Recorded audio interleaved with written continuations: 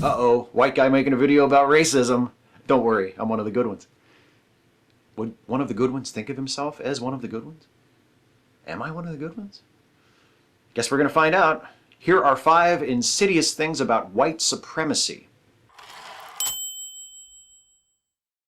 Number 1, it's easy to miss. If you're white, that is. I'm guilty of this myself. For instance, a few months ago, I was one of those white folks looking around at a loss to explain how Donald Trump's presidential campaign could possibly have been this successful. Meanwhile, my black friends were standing a few feet away with their arms folded, giving me the side eye.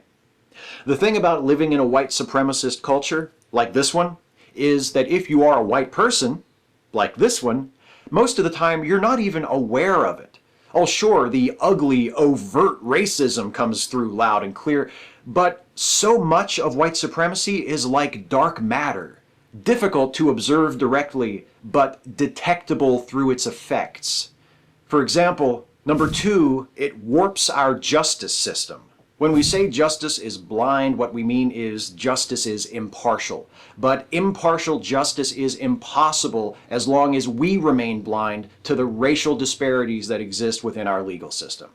On average, white people are arrested less often, convicted less often, and given less severe sentences when they are convicted compared to blacks and Latinos. Whites are also significantly less likely to die in police custody. White ex-convicts tend to have a much easier time finding work after they're released from prison than black ex-convicts. And a 2010 study by the Equal Justice Initiative found evidence of widespread illegal racial discrimination in jury selection. White supremacy is found in our police precincts, our courtrooms, our prisons. But it reaches far beyond these places as well. It taints every part of our society, including things we see every day. Number 3, it whitewashes our popular media. Last year, the University of Southern California's Annenberg School for Communications and Journalism examined diversity in Hollywood and found that only 7% of films and 19% of network TV shows had casts with ethnic diversity comparable to that of the overall U.S. population.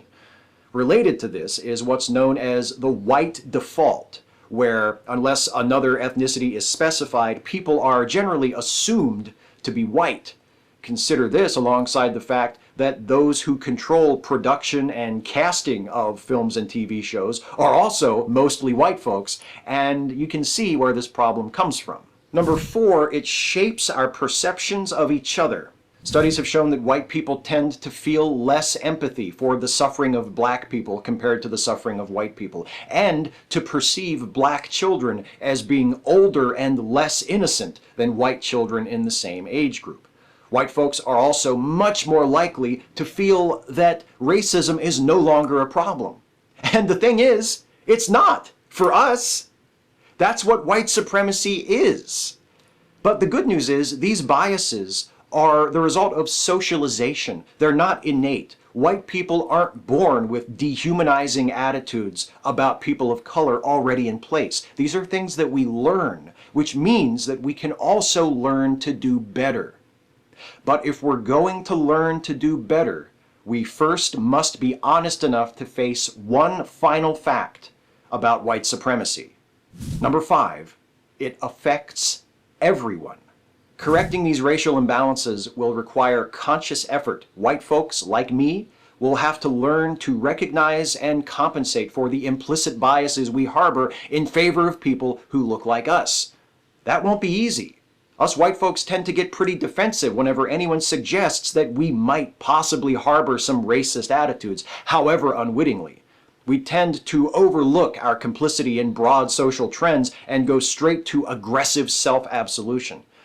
This is a tendency that we are going to have to overcome, not just for the good of everyone who isn't white, but also for ourselves. Because while white people are not victims of white supremacy, we are still affected by it. People of color stand to be liberated from oppression, but white folks stand to be liberated from the prejudice and cultural myopia that generate and maintain that oppression. And that won't be easy, but sometimes the most difficult journey is also the one most worth taking.